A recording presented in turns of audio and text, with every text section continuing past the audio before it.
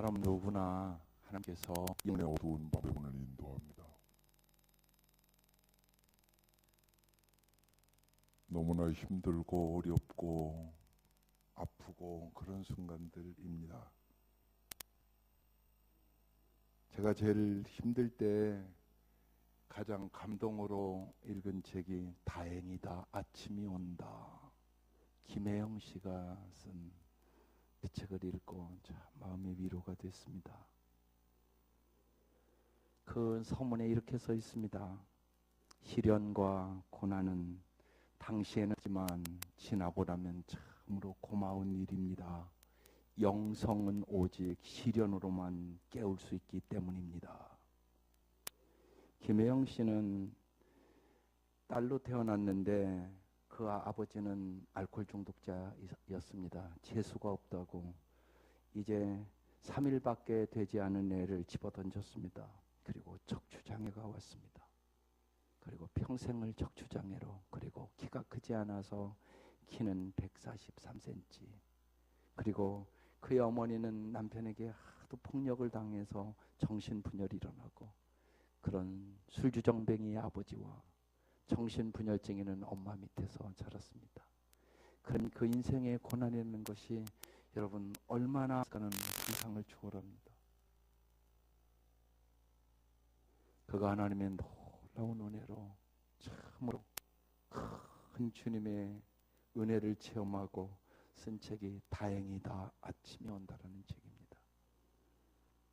그는 그 책에 이렇게 써놨습니다. 저는 더 큰 고생이나 손해를 감수해야 하는 것, 사람들이 보기에 별로인 것, 더 큰 예상되는 것을 선택하고 살아갑니다.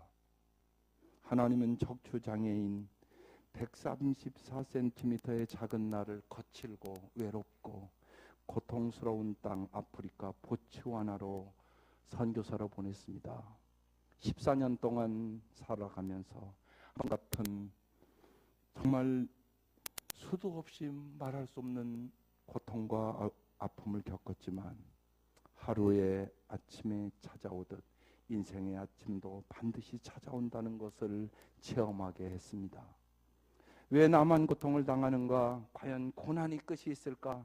나의 인생에도 아침이 올까 하며 좌절해 있는 이들의 반드시 아침이 온다는 희망과 더불어 고난이 하나님의 사랑임을 꼭 깨닫게 하고 싶습니다.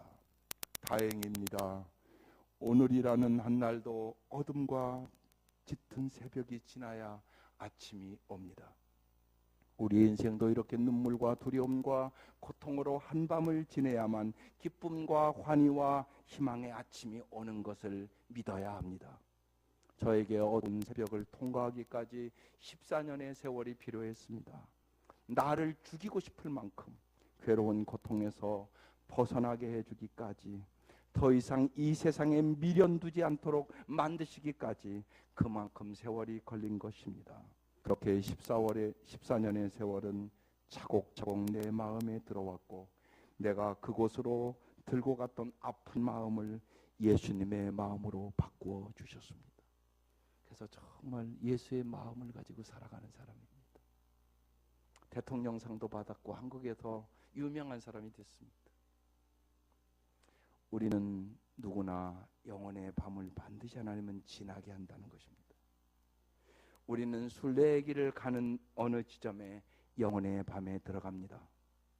하나님이 우리를 영혼의 어두운 밤으로 지나가게 하는 이유는 우리를 파괴하기 위한 것이 아니라 마치 병든 사람이 건강과 행복을 약속한 수술을 환영해야 하듯이 환영해야 할 체험인 것입니다. 다 주님 모시기에 영적으로 병든 자들입니다.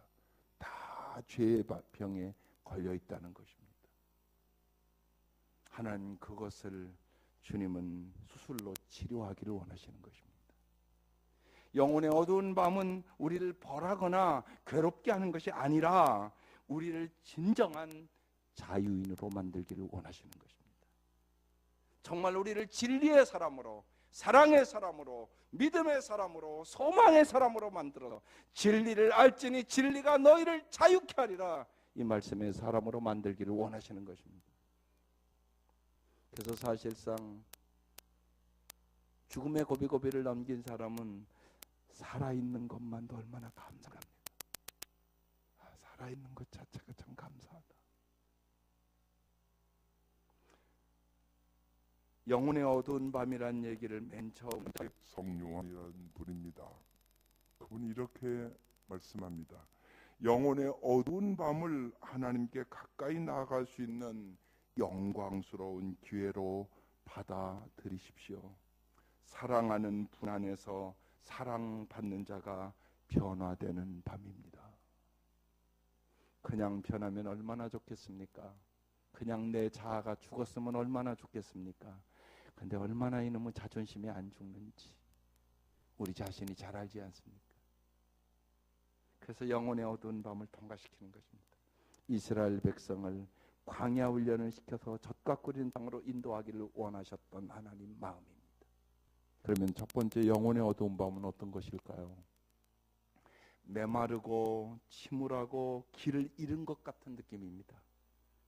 그 영혼의 어두운 밤은 하나님께서 우리를 고요함 가운데로 인도하시는 방법 중에 하나입니다. 그래서 홀로 있기 훈련에 이게 들어가는 겁니다.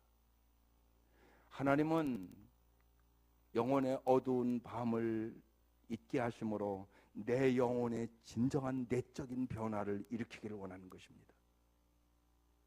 여러분 생각해 보십시오. 오늘 아침도 여러분 다 말끔히 하고 오셨습니다. 문득 아침에 화장실 이렇게 들어가서 이렇게 보니까 화장실이 참 더러웠습니다.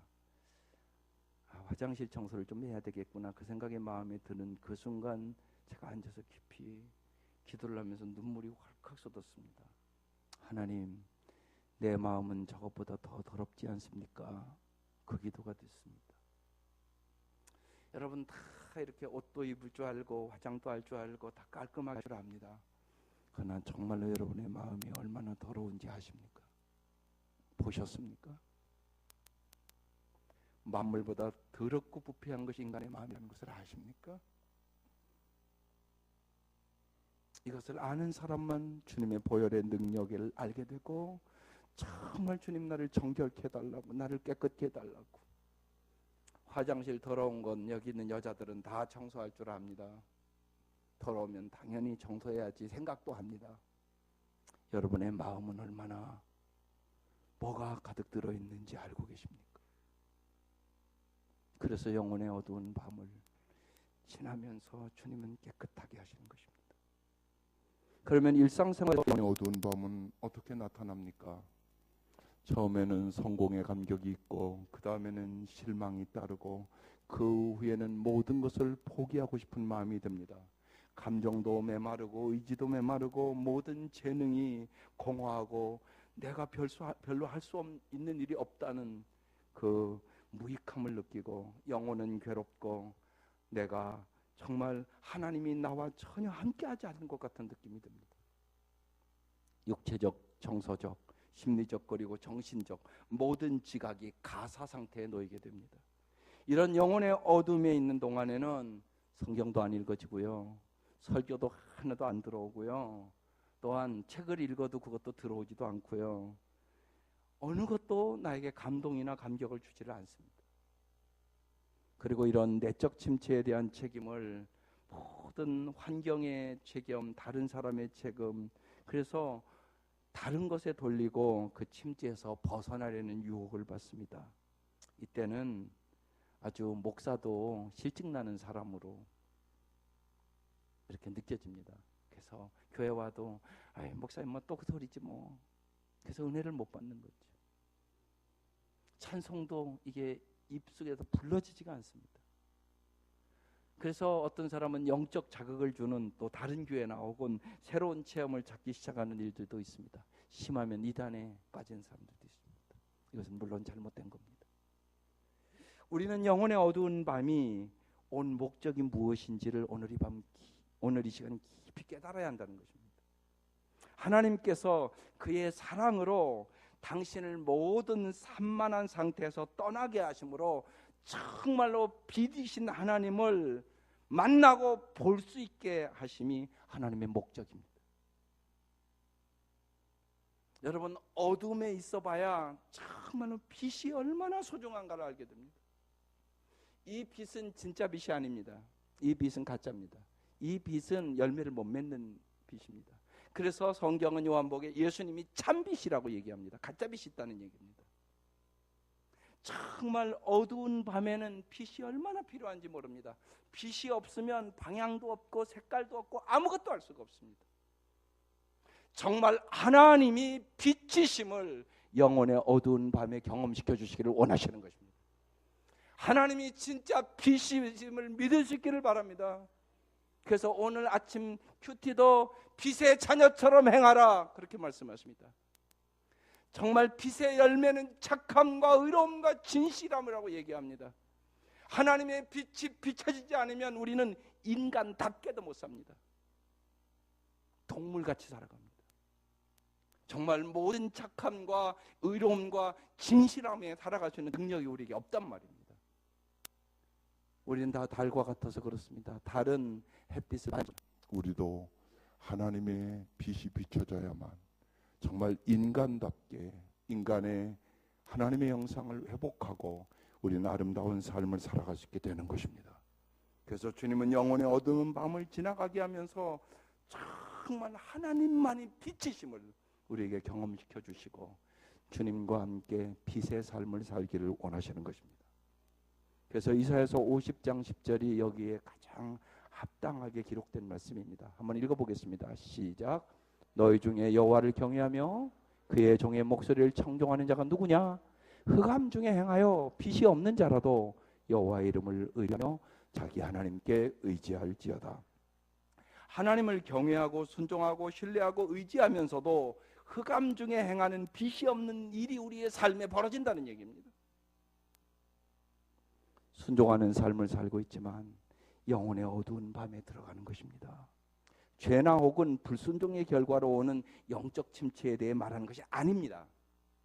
하나님을 열심히 찾고 하나님도 잘 믿었고 주님의 말씀에 순종도 했고 그랬단 말입니다. 자신의 마음속에 죄를 품고 있지 않은 사람에 대해서 말하는 것입니다. 그래서 여호와의 이름을 의뢰하며 자기 하나님을 의지할지어다. 영혼의 어두운 밤을 지날 때도 그런 말씀입니다. 십자가의 성요하는 영혼의 어두움을 지나는 동안 하나님의 악에 대한 은혜의 보호가 있고 하나님의 나라의 일에 놀라운 진전이 있게 될 것이라고 말씀합니다. 만약 어떤 사람이 어둠 속에 있을 때 세밀하게 관찰한다면 그는 무익하고 해로운 것으로 말미암아 욕구와 재능이 혼란하게 되지 않는 것을 명백하게 볼 수 있게 되고 그리고 그가 허영과 교만과 허무와 참 거짓 기쁨과 그 밖에 많은 악에서 와서 안전하게 하나님이 보호해 주시는 분임을 명백하게 볼 수 있을 것이다 그랬습니다. 어둠 속에서 우리가 걸어감으로써 영혼은 길을 잃지 않고 피하게 될 뿐만 아니라 신속하게 어떠한 환경에서도 어려운 환경 속에서도 주님의 손이 함께 하심을 경험한다는 것입니다. 여러분 정말 어둠 속에서는 누군가 여러분 붙들고 가야 되는 거 아니겠습니까? 내가 볼 수가 없는 것입니다. 그래서 이 어둠 속에서 정말 주님이 나와 함께 계시고 주님이 나의 보호자가 되주시고 주님이 나의 능력이 되주시고 주님이 나를 시험에 들지 않게 하시고 악에 빠지지 않도록 보호해 주시는 분임을 경험하게 되는 것입니다. 내적으로 영혼의 어둠의 밤에 있을 때 그러면 우리가 어떻게 해야 합니까? 먼저 거기서 빠져나오라는 사람들의 호의의 권면을 무시하셔야 합니다. 그들은 어떤 일이 발생하고 있는지 이해하지 못합니다. 영혼의 어두운 밤은 사람마다 다 다르게 옵니다. 그래서 그들은 어떤 일이 일어나고 발생하는지를 절대로 이해하지 못합니다. 내가 경험해보지 않았기 때문에. 친구들에게 왜 침울한 가운데 있는지 여러분이 설명하려고 시도하지도 마셔야 됩니다. 꼭 깨달아야 될 것은 하나님이 당신의 변호자라는 사실입니다. 하나님이 위로해 주십니다. 하나님이 알고 계십니다. 그 고난을 유익으로 만들겠다고 말씀하십니다. 그리고 너의 아픔과 너의 슬픔과 너의 절망을 알고 있다고 주님이 변호해 주십니다. 여러분 주님만이 우리의 삶의 변호자십니다. 그리고 하나님께 그 문제를 진실로 다 맡기셔야 합니다. 그래서 한적한 곳에 여러분 가셔서 주님과 깊은 홀로 있기 훈련을 통하여 하나님의 음성을 들으셔야 합니다. 마음 깊은 곳에 고요히 귀를 기울이고 하나님이 내 삶의 어두운 이 밤을 지날 때 뭐라고 말씀하시는지 하나님의 음성을 들을 때 우리는 승리하는 삶을 살아가게 되는 것입니다. 여러분, 높은 산을 오르려면 어느 높이에서는 아주 숨쉬고 걸어가기가 힘들다고 그럽니다. 이런 계족산 걷다가 그런 일은 없습니다. 백두산 높이도 그렇습니다. 저도 백두산 가봤습니다. 근데 막 숨이 가쁘고 그럴 정도는 아닙니다. 그날 워낙 바람이 많이 불어서 제가 보지도 못하고 왔지만 거기까지 가서 보지도 못하고 왔습니다. 구름이 얼마나 많고. 근데 숨이 가쁘다 이런 건 못 느꼈습니다. 그렇지만 에베레스트 산을 올라가면 상황은 달라집니다. 숨이 찹니다. 긴 들숨의 한 걸음, 긴 날숨의 한 걸음, 건기의 부족을 진짜 느낀단 말입니다. 그래서 아주 천천히 걸어야 한다고 그럽니다. 그리고 그럽니다. 내가 여기 와서 인간의 한계를 느끼는구나. 그리고 자연 앞에 겸손해질 수밖에 없다는 것입니다. 그것이 에베레스트산을 올라갔다 온 사람들의 이야기입니다. 우리는 지금 영혼의 산봉우리를 오르고 있는 것입니다. 유명한 오스왈드 챔버스가 매일 묵상집 중에 주님은 나의 최고봉이라는 유명한 책이 있습니다. 저는 5년 이상 보는 책입니다. 매일 봅니다. 참 영적으로 그 주님의 최고봉을 어떻게 올라가는가를 잘 날마다 기록해 놨습니다. 바울은 이것을 이렇게 말씀합니다.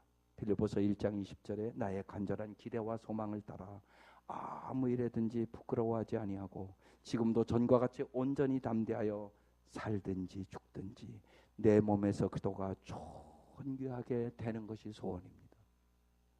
바울은 주님의 최고봉은 나의 최종선이 되어야 한다는 것입니다. 최상에 이르는 문제는 논쟁이나 논리로 되지 않습니다. 영혼의 어두운 밤을 지나다 보면 무슨 논리나 그걸로 되지 않습니다. 너무나 힘들어요.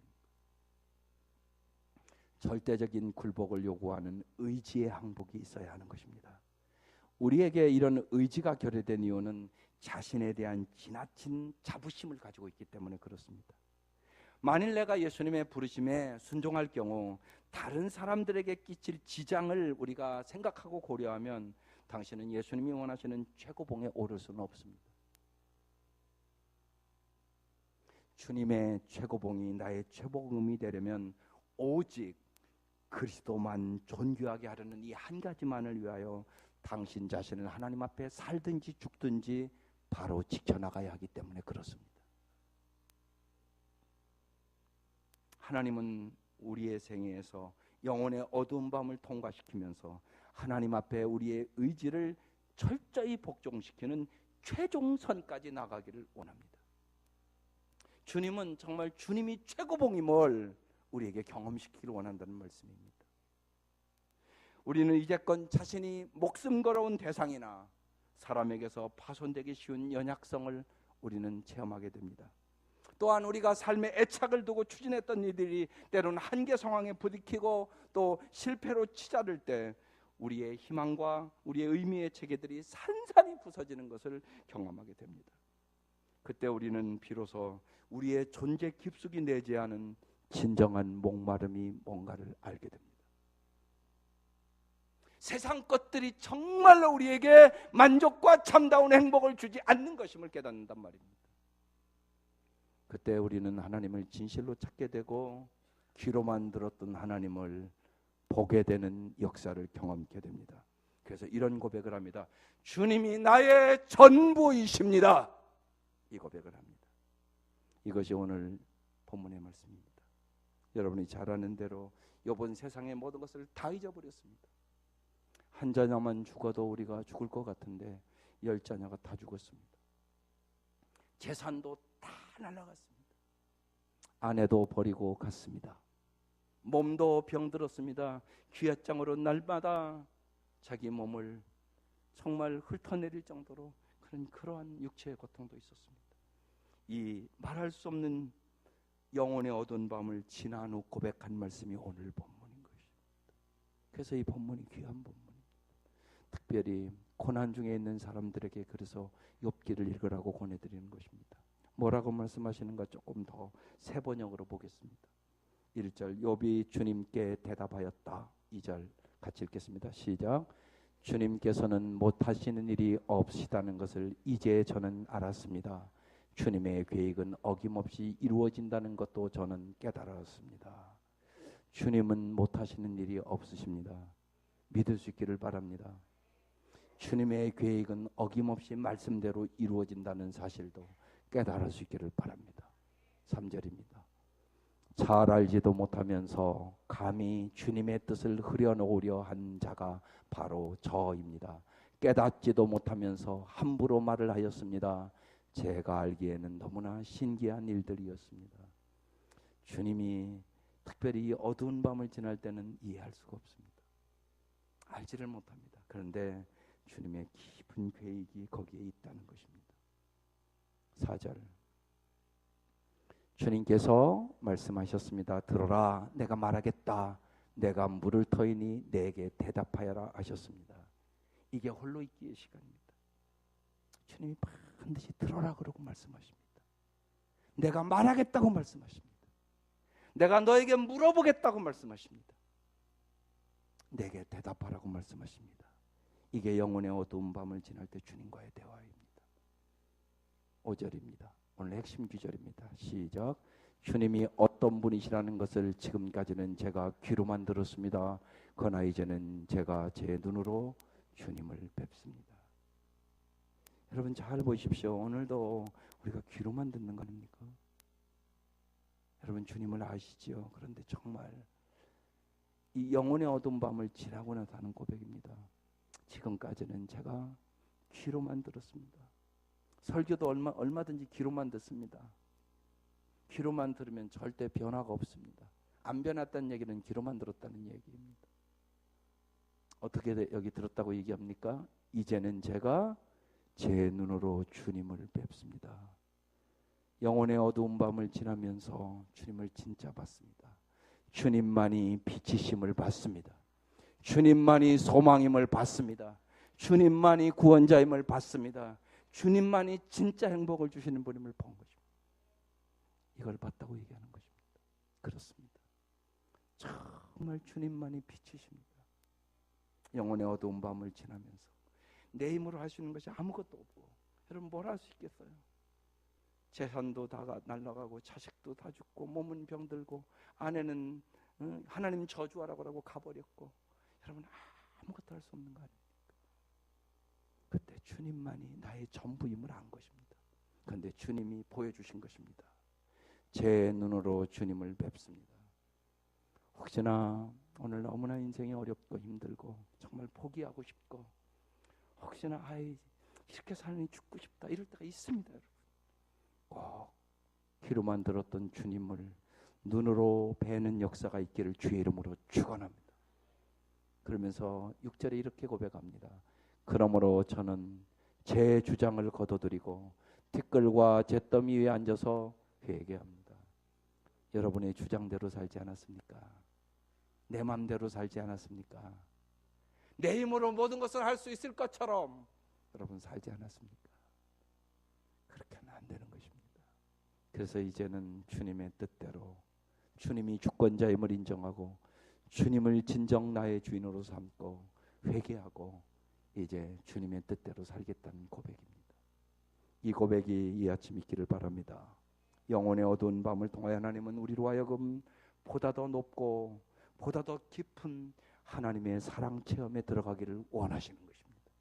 하나님 우리의 세상에 편협한 삶의 문을 열어주셔서 정말 하나님 나라의 새 하늘과 새 땅, 새로운 세계로 들어가기를 원하시는 것입니다. 이 땅의 것이 다가 아니라고 말씀하는 것입니다. 욥은 이 땅의 것들이 하루아침에 다 사라지는 것을 경험하고 정말로 귀로만 들었던 주님을 내가 눈으로 봅니다. 하나님의 나라를 바라보는 영혼의 눈이 열리시기를 바랍니다. 영혼의 어두운 밤을 지날 때 당신의 의욕이 침체되고 당신의 의향이 메마르고 부자연스럽게 된 것을 알 때 그리고 당신의 능력이 내적인 모든 운동에 무력하게 된 것을 알 때 여러분 이제는 오늘 이 말씀을 듣고 괴로워하지 말기를 바랍니다. 다만 그것을 하나님의 은혜의 기회로 생각하시기를 바랍니다. 왜냐하면 하나님께서 당신을 하나님의 자녀로 삼으셨고 당신 자신으로부터 진정한 참다운 자유를 주시기를 원하시고 당신에게서 하나님께 합당치 아니한 것들을 다 제거하고 참으로 사람다운 사람, 하나님의 사람으로 만들기를 원하시는 것입니다. 그래서 우리는 반드시 이 영혼의 어두운 밤을 지나며 구체적으로 홀로 있는 훈련을 해야 되는 것입니다.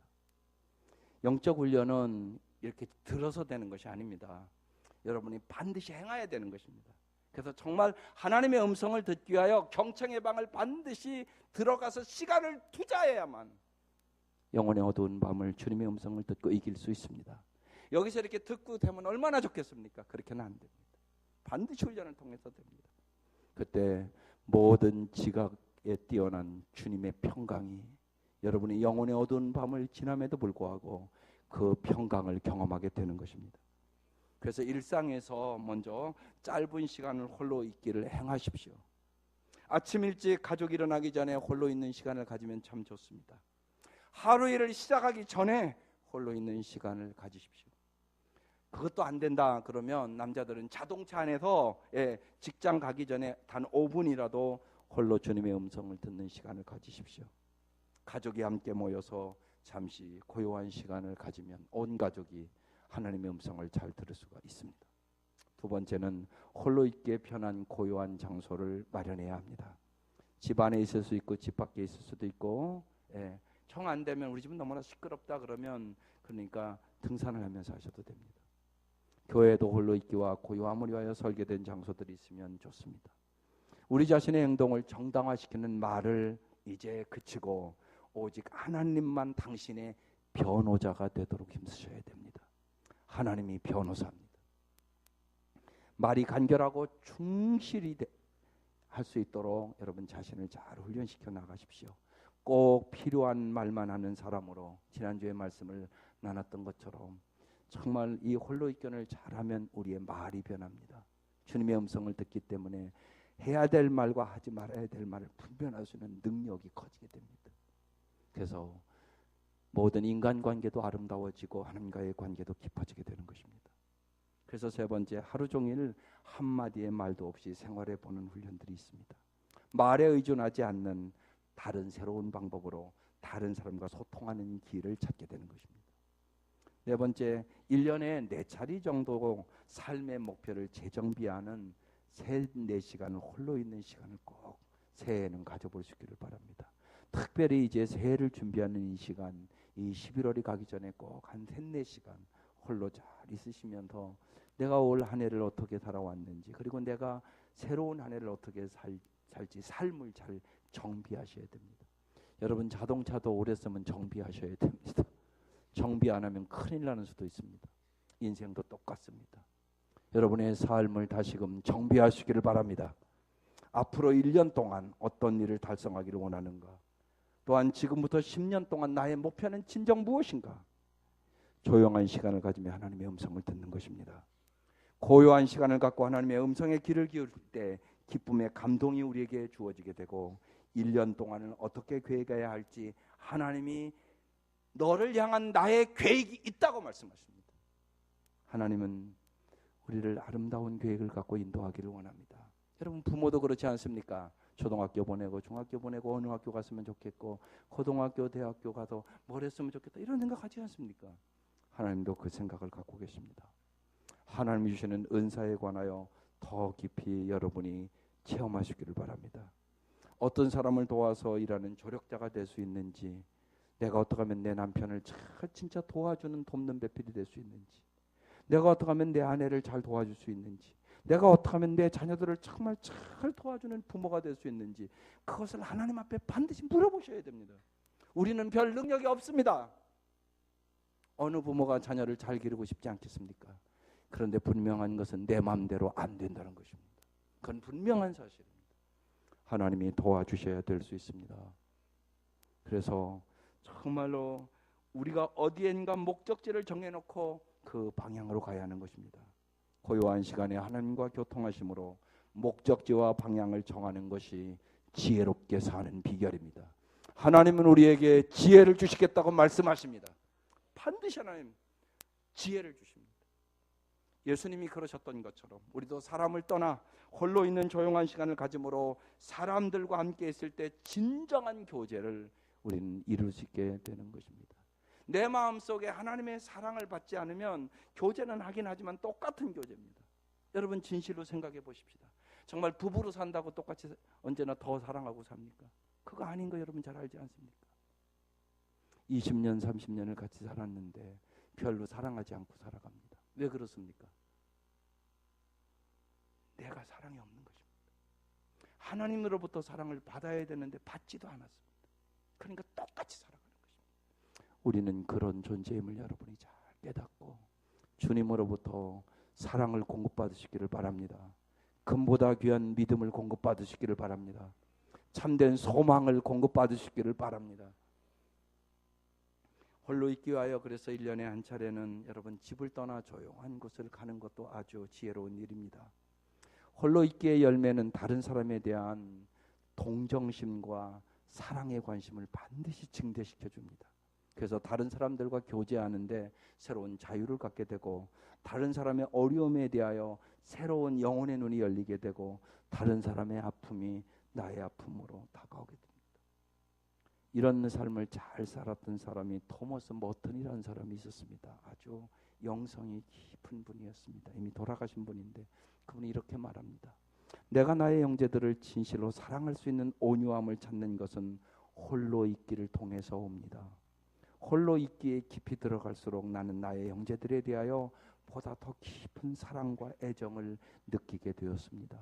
홀로 있기와 고요함은 나의 형제들을 사랑하되 그들의 말이나 행위에 근거하여 사랑하는 것이 아니라 그들의 존재 자체에 의거하여 사랑할 것을 나에게 깊이 가르쳐 주셨습니다. 저 사람이 잘하던 못하던 사람이기 때문에 귀하게 여기고 사랑할 수 있는 능력을 하나님이 공급해 주시더라는 것입니다. 홀로 있기 훈련을 통하여 우리는 하나님의 음성을 더 잘 들을 수 있고 하나님의 마음을 갖게 되고 내가 하나님의 성품으로 변화됨을 경험하게 되는 것입니다. 많은 사람들이 이렇게 고백합니다. 내가 눈물 젖은 빵을 먹어본 덕분에 사람이 됐습니다. 그 고생을 안 했으면 지금의 내가 어떻게 되었겠어요? 나는 사람다운 사람으로도 살 수가 없었던 인간입니다. 이렇게 고백합니다. 정말 우리는 사람다운 사람으로 살고 있는 것입니까? 주님은 우리가 꽃보다 아름다운 삶을 살기를 원하시는 것입니다. 고생과 고통과 고난과 고독, 이걸 사고라고 합니다. 이 사고는 기쁨과 보람과 행복과 즐거움과 짝하고 있다는 사실을 분명히 하셔야 합니다. 우리는 주님, 내가 진실한 기도인으로 살게 해주십시오라는 기도를 종종 합니다. 사실은 진실한 기도인으로 살아가는 것이 그냥 되면 얼마나 좋겠습니까? 그렇게 되지 않는다는 것입니다. 영혼의 어두운 밤을 통과하면서 되는 것입니다. 주님의 이름으로 고생하고 주님의 이름으로 고통당하고 주님의 이름으로 억울하게 누명 쓰고 주님의 이름으로 손해를 보고 주님의 이름으로 다 털리고 주님의 이름으로 원망하지 않고 감사하는 신앙으로 살겠다는 기도가 진실한 기도인으로 살게 해주십시오라는 기도의 내용이라는 것입니다. 진실로 주님이 원하시는 무엇인가를 소원하고 우리가 바란다면 반드시 거쳐야 할 영혼의 어두운 밤이 고생과 고통과 고난과 고독, 이 사고의 필수 코스를 주님은 지나가게 하는 것입니다. 오늘 이 아침 여러분에게 고통이 있을 것입니다. 또 내가 왜 이렇게 내 인생이 고생스럽고 그것도 있을 것입니다. 또 고난도 있을 것입니다. 또 너무나 고독한 사람도 있을 것입니다. 영혼의 어두운 밤을 지나가고 있는 것입니다. 주님과 함께 빛 대신 주님과 함께 잘 통과하시고 주님의 그 크신 사랑을, 주님의 그 크신 은혜를, 주님이 여러분에게 참 소망을 주심을, 주님의 능력을 경험할 주의 이름으로 축원하며 기도드리겠습니다.